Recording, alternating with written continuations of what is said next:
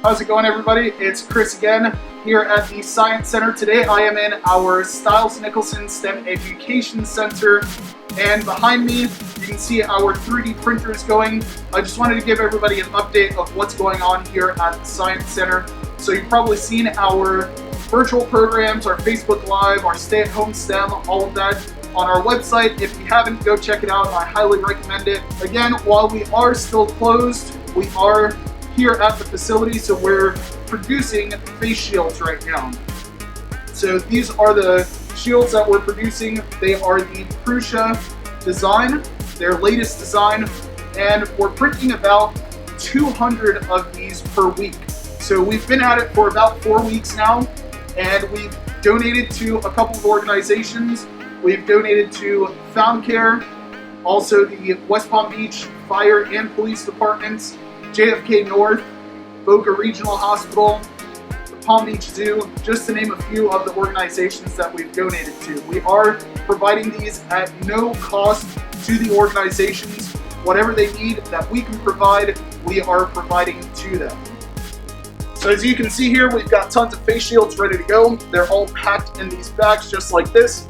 Comes with a headband, the clear film that goes across the face, and then a bottom piece just for support. So there's 3 pieces on there that are super simple to assemble.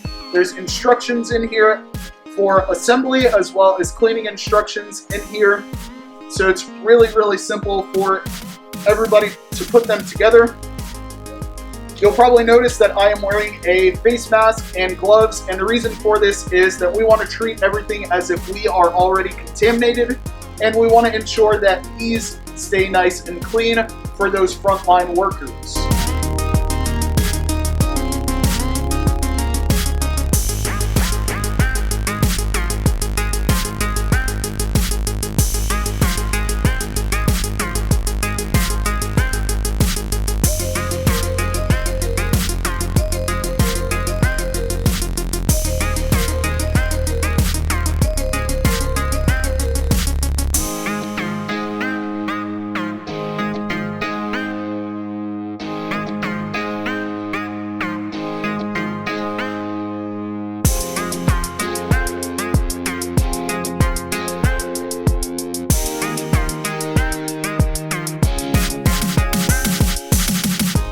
Now, while we are giving these out 100% for free to all of the organizations that we provide them to, they are costing us about $2 per mask to produce. So we are starting to run low on supplies as we are still closed.